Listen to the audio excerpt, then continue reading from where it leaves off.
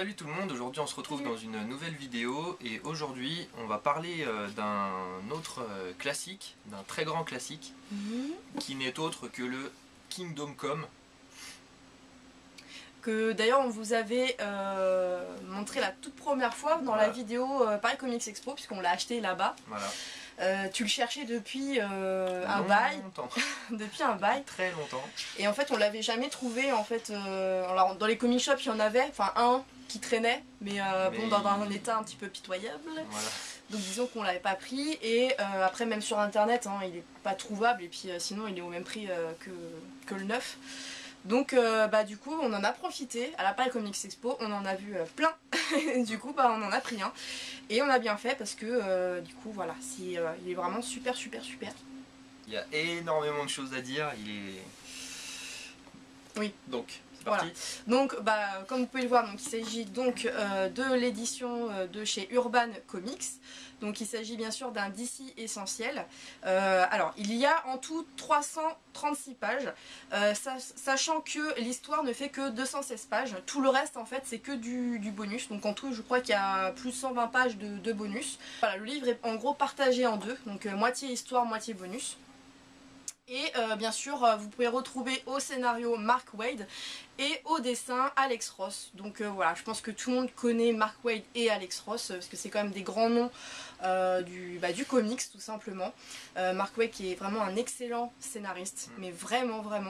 Et Alex Ross bien sûr pour ses magnifiques peintures, hein, puisque voilà, c'est un dessinateur mais plus dans le style de l'aquarelle etc. Donc c'est assez particulier, je pense que voilà, tout le monde n'aime pas forcément Alex Ross, je ne sais pas, pour moi pas parce que ouais, ça fait pas BD, enfin ça fait pas comics dans le sens où on l'entend, voilà, parce que oui. La bande dessinée c'est souvent assez cartoon, assez alors quand c'est pas cartoon c'est assez sérieux, un petit peu comme le Identity Crisis qu'on avait présenté, oui. Voilà, donc c'est un peu comme ça. Là c'est vrai que ça change un petit peu parce que du coup il a un style plus peinture, plus artistique au final. On a l'impression de regarder des tableaux en fait, c'est vrai, non? Dans le sens, voilà, dans le sens où ouais, ça fait plus... art classique. Voilà, c'est un petit peu étrange parce que c'est un petit mélange, mais c'est étonnant et ça va super bien en fait avec l'histoire. C'est ça. Ah oui, avec l'histoire, en fait, le contexte. En tout cas, ces dessins se marient très bien. Alors. Et donc, c'est toi qui le voulais absolument. Moi, je le voulais absolument parce que moi, Alex Ross, c'est... T'adores ses dessins. C'est un dessinateur que j'adore, qui est très bon. Et, moi, j'étais un peu plus perplexe en fait sur cette œuvre. Et après l'avoir lu, honnêtement, je me dis, franchement, respect. C'est vrai que la première fois que je l'ai eu dans les mains, je me suis, on m'a toujours dit que c'était un bon récit. J'en ai toujours entendu du bien. Et en fait, quand je l'ai eu dans les mains, je me suis dit... c'est un bon récit, mais c'est un peu spécial. Et puis, mais ça c'était il y a déjà un bout de temps en fait, c'est quand on a commencé les comics, je pense. Ouais, ça remonte, hein, franchement. C'était au tout début quand on commençait à découvrir les comics et tout ça, voilà, les dessinateurs, etc. Au fur et à mesure, j'ai trouvé ça beaucoup plus abordable en fait. Au fur et à mesure qu'on lit, on trouve ça plus abordable. Et puis le scénario quoi. Franchement, ouais, le scénario il fait tout quoi. Les deux ensemble en plus, c'est vraiment super, c'est super, franchement c'est nickel. Et donc, alors, donc déjà pour revenir sur l'œuvre, donc ce bouquin, voilà, ce comics contient en fait les épisodes Absolute Kingdom Come et Justice Society of America numéro 22. Donc voilà, c'est ce que ça contient. Alors le Absolute Kingdom Come, donc c'est bien sûr Mark Waid et Alex Ross qui l'ont fait. Et pour Justice Society of America, c'est Joe Jones et Alex Ross. C'est ça aussi qui est un petit peu bizarre parce que là sur la couverture on a Superman. Là sur la tranche on peut retrouver donc la couleur bleue, donc caractéristique de Superman chez Urban. On retrouve le petit logo Superman, mais je sais pas ce que t'en as pensé, mais au final c'est vrai que ça tourne beaucoup autour de Superman, on se le cache pas, mais il y a quand même... C'est la Justice League quoi. Voilà, il y a quand même beaucoup de énormément de personnages. Parce que... il parle de Superman, mais Wonder Woman est autant mise en avant d'ailleurs que Superman pratiquement. Oui, presque, oui. Donc au final, c'est vrai qu'ils l'ont classé en Superman, puisque je pense qu'effectivement, il a quand même un rôle assez important dans l'histoire. C'est ça. On va parler de l'histoire, en fait, oui, je pense que ça ira plus vite. Alors donc, voilà, l'histoire, en fait, se passe dans le futur. Voilà, c'est dans un futur possible. C'est une sorte de what if, en fait. Je sais pas si vous connaissez les Marvel un petit peu. Souvent, ils font des épisodes un peu what if sur des crossovers, en fait. C'est-à-dire que les crossovers, bon bah voilà, il s'est passé telle chose, l'histoire s'est déroulée comme ça. Le what if, en fait, c'est et si finalement tel personnage avait choisi autrement, en fait. S'il avait fait des décisions qui n'ont rien à voir, du coup, s'il avait choisi complètement l'inverse de ce qu'il a choisi, comment aurait fini se serait passé le crossover. Ouais, voilà, d'accord. Ouais, c'est comme ça que ça se enfin, oui, on peut décrire ça comme ça, oui, effectivement. En gros, c'est ça. Ouais. Donc là, pour en revenir à l'histoire, c'est dans un futur possible. Et en fait, on retrouve en fait trois factions de personnages, on va dire personnages. Donc il y a la première faction qui est donc la Justice League, donc la Justice League. Donc les anciens, parce que vu que c'est dans le futur que ça se passe, voilà, donc c'est les anciens personnages. On retrouve donc Superman, Wonder Woman, on a Green Lantern. Ouais. Bon, après on va pas vous dire tous les personnages parce qu'il y en a tellement, énormément. Il y en a tellement, et puis en plus il y en a qui jouent au double jeu, enfin bon, c'est un peu compliqué. On retrouve en deuxième faction la FLH, le Front de Libération de l'Humanité. L'Humanité, donc qui est bien sûr avec en tête Lex Luthor. Lex Luthor, donc on se doute déjà que voilà. Qu'est-ce qu'on a donc dans ce Front de Libération, en fait, on a Lex Luthor, on a Enigma. Ouais, on a Catwoman. Savage. Oui, Vandal Savage. Vandal Savage. Et après, en troisième faction, donc du coup, on retrouve la faction de Magog. Magog, oui. Des méta-humains, en fait. Et en fait, ils sont ni gentils ni méchants, au final. C'est juste qu'ils se foutent sur la gueule, en fait, ils en ont rien à foutre. Et ils passent leur temps, en fait, à... Voilà, on les voit se battre en pleine ville parce qu'ils sont en désaccord, donc ils se foutent sur la gueule en pleine ville. Ils tiennent pas compte, en fait, des humains. C'est ça, le truc. Voilà. Et Magog, du coup, c'est le leader en fait de la branche des méta-humains. Et lui, carrément, il y a eu un gros clash entre lui et Superman, donc à l'époque, qui a fait que Superman, en fait, il s'est carrément barré. Il s'est retiré en fait de l'humanité, en fait. Il s'isole au final. Et puis voilà. Et du coup, le fait de son absence va faire que du coup les méta-humains vont prendre un petit peu le contrôle de la Terre. C'est ça. Et donc du coup ils vont être opposés au Front de Libération de l'Humanité, puisque Lex Luthor lui il accepte pas, et il acceptait déjà pas Superman, alors il va pas accepter des petits cons en gros, voilà. Surtout qu'en plus Magog du coup il fait exploser... Ouais, alors c'est une erreur, c'est la faute de Magog, parce que du coup, oui, c'est lui qui a amené la merde. Voilà. Mais du coup, il y a un épisode qui fait que y a eu une bataille, en fait, entre deux personnages. Et en fait, à cause de ça, ça a détruit, en fait, le Kansas. Donc une partie du Kansas. Donc l'agriculture, les animaux, enfin tout ça, en fait, a été détruit. Ce qui a créé, en fait, un problème mondial. Hein, c'est carrément mondial. Et c'est là, en fait... que commence réellement l'histoire. C'est à partir de ça, puisque du coup en fait Superman, enfin Wonder Woman va aller voir Superman et va lui expliquer, va lui dire mais rends-toi compte Clark, que voilà, faut que tu arrêtes de vivre tout seul et en autarcie, regarde le monde autour de toi. Et c'est là en fait que Superman va décider de revenir. Ouais, alors d'un point de vue un peu humain, on peut se dire aussi que ça fait tellement longtemps que les humains n'ont pas vu Superman et toute la Justice League au final, qu'ils le considèrent comme un dieu, comme une légende en fait au final, parce qu'il a complètement disparu de la surface du globe, et ils se disent bon en fait est-ce qu'il a déjà existé un jour, nous on l'a jamais vu, voilà quoi. C'est ça, ouais. Parce que je rappelle, ça se passe dans un futur possible, donc c'est assez loin dans le futur, donc il y a eu d'autres générations, etc. Et ils se disent mais c'est qui Superman, enfin voilà. C'est ça. On le voit plus, on connaît les méta-humains, Magog, etc. Mais bon, ça n'a rien à voir avec Superman, quoi. Ouais. Donc voilà, ça va tourner autour de ces trois factions. On va retrouver Batman, donc un Batman vieux du coup. Très vieux, ça m'a choqué même. Il doit avoir 70 ans, un truc comme ça. Quelque chose comme ça, puis en plus il est tenu dans une espèce de... Une armature, en fait on apprend qu'au final il se fait casser. Il se fait casser en deux quoi. Et donc quand on voit ça, c'est un petit peu choquant. Alors ce qui est étonnant, c'est que on a un récit qui se passe dans un futur possible, mais on a quand même des personnages qui appartiennent au final à la JSA, donc c'est la Justice Society of America, qui est une très vieille ligue en fait, qui est encore plus vieille que la Justice League elle-même. Donc on a des personnages qui sont plus que vieillissants. Là pour le coup on a Alan Scott, qui est dans notre présent là, actuel, qui est déjà vieux. Et là, ça se passe dans un futur possible où on voit justement un Batman qui est vieux. Donc on se dit, Alan Scott, il a quel âge quoi? Il a 200 ans le C'est ça, tu comprends pas trop entre lui et Flash. Alors Flash, c'est un peu particulier parce qu'on particulier. On ne sait pas qui c'est. Non, on ne sait pas. En fait, on ne sait pas si c'est... En fait, il a le même... Enfin, le costume, on voit pas réellement, mais on voit sa tête avec le casque et les petites ailes. Et c'est donc Jay Garrick. Normalement, c'est le costume de Jay. Mais du coup... c'est pas marqué noir sur blanc que c'est bien lui, donc on ne sait pas. C'est un petit peu étonnant de retrouver des membres de la Justice Society parce que du coup ça se passe dans un futur possible. Ouais. Même si c'est un Green Lantern, il n'est pas immortel non plus. Oui, bah oui, bien sûr. Donc c'est un peu... voilà. Un peu spécial. Ouais, c'est vraiment des dessins en plus vraiment sublimes. Franchement, ça fait peinture.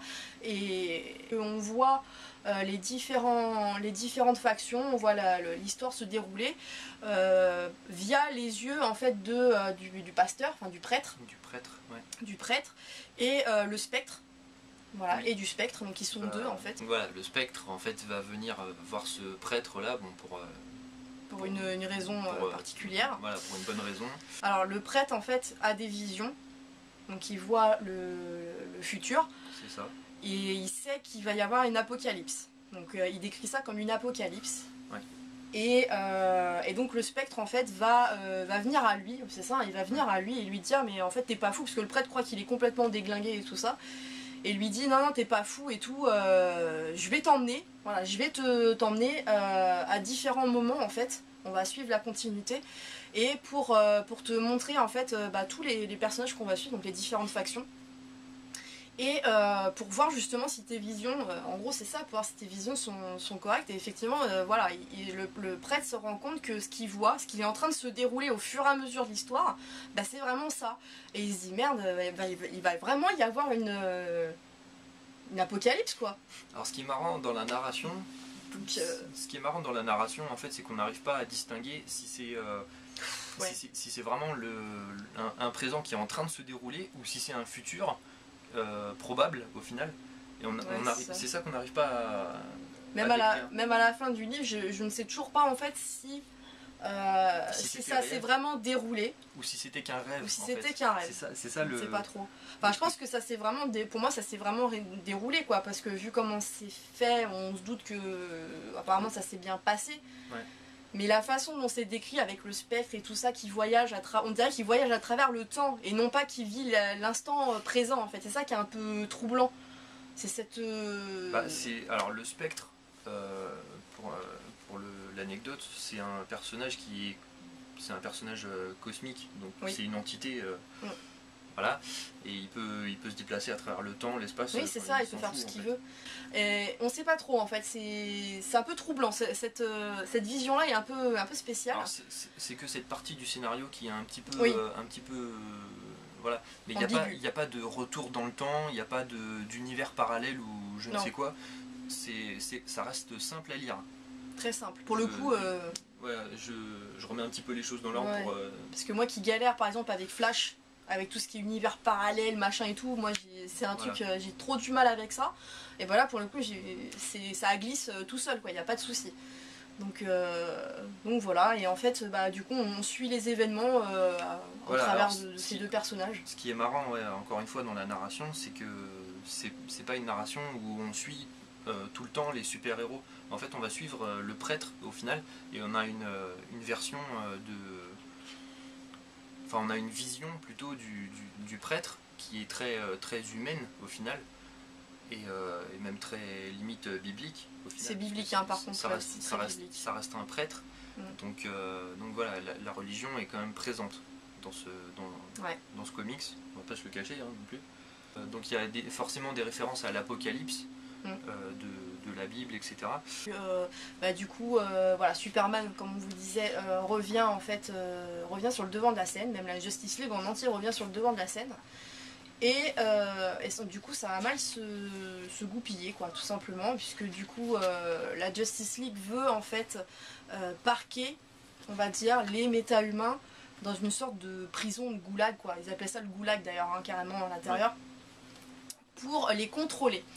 Parce que du coup ils foutent le bordel, hein, c'est vraiment le cas de le dire. Et du coup ils leur demandent aux méta-humains, soit vous êtes avec nous et de notre côté à nous, ou soit vous êtes contre nous et à ce moment-là on vous enferme et voilà, quoi, ça se passera comme ça. Donc du coup, donc il y a un goulag qui est fabriqué, les méta-humains sont enfermés à l'intérieur, et d'un autre côté, donc du coup il y a Lex Luthor. Lex Luthor, en fait, au final il veut empêcher... déjà à la base il est contre Superman, donc le fait qu'il revienne un petit peu sur le devant de la scène, Lex Luthor à lui ça va pas du tout lui plaire en fait. Donc il va essayer encore une fois de lui mettre des bâtons dans les roues, mais il est déjà en fait Lex Luthor occupé avec les méta-humains au final. Et ce qu'il veut faire en fait c'est au final contrôler le monde comme d'habitude. C'est ça. Ouais, en fait le seul but de Lex Luthor c'est que tout le monde meure, enfin en gros les héros, les super-héros, tout ça en fait n'existe plus au final. Il est contre eux dans tous les cas, à chaque fois c'est comme ça. Et donc du coup son arme en fait à Lex Luthor, parce que pour lui c'est une arme, c'est Billy Batson. Et en fait il lui a retourné le cerveau, tout simplement, avec une technologie de Vandal Savage qu'il a créée. Et en fait il lui a retourné le cerveau, lui faisant croire que donc il était devenu l'ennemi de la Justice League et qu'il fallait les détruire, quoi, au final.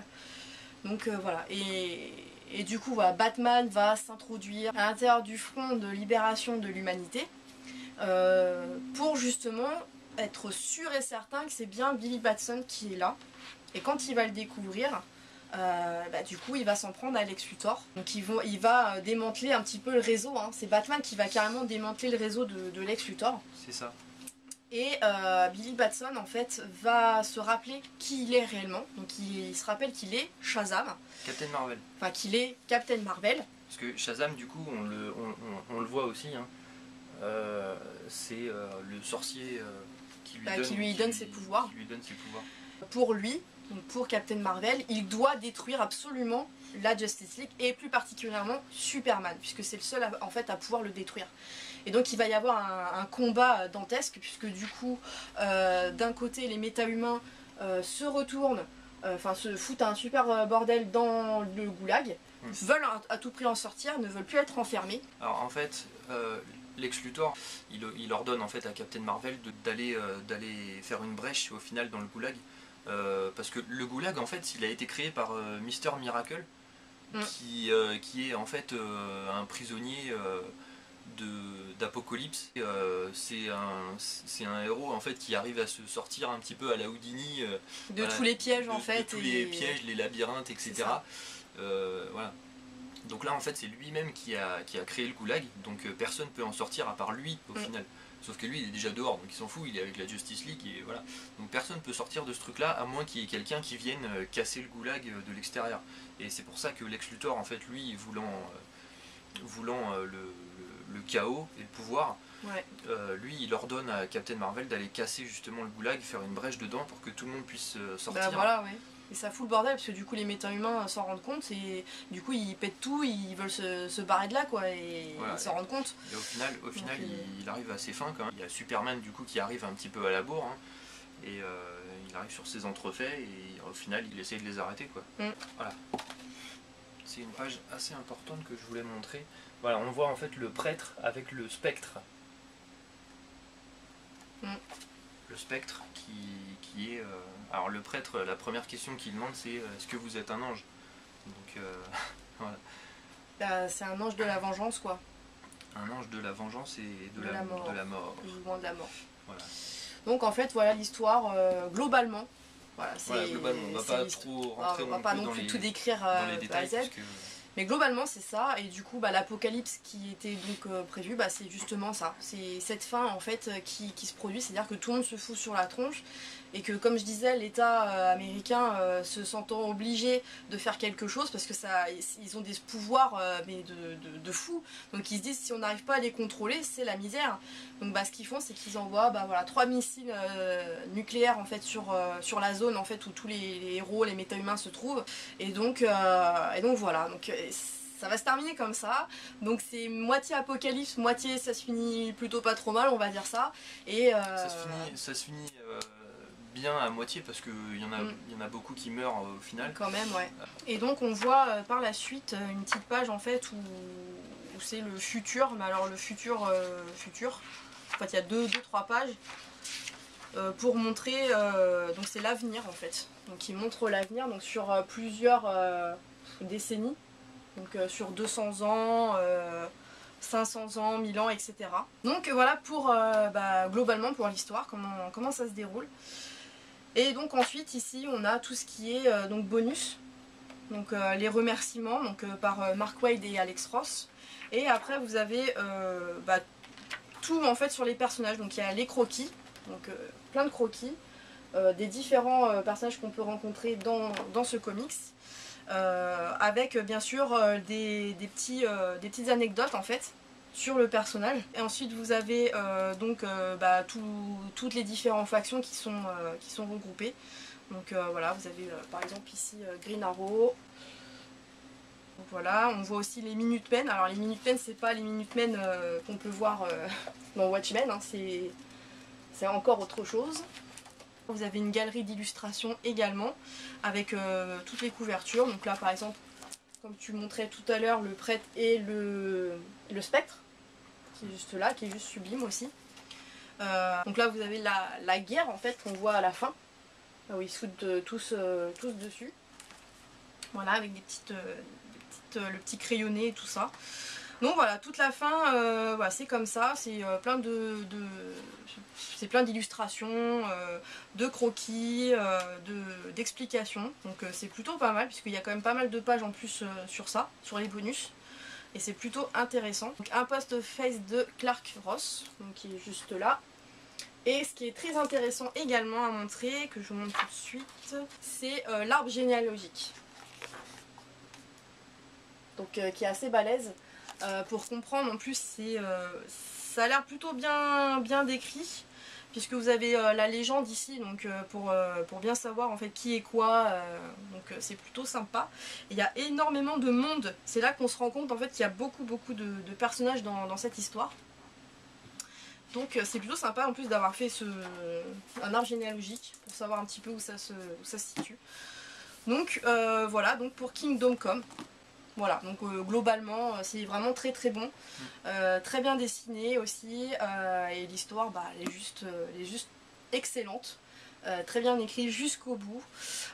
Voilà, donc n'hésitez pas à nous dire ce que vous en pensez bien sûr en commentaire, si vous l'avez déjà lu ou pas, ou si vous comptez le lire. Donc voilà, c'est toujours pareil, il n'y a pas besoin d'avoir de prérequis spécial pour le lire, spéciaux du coup en français, pour le lire.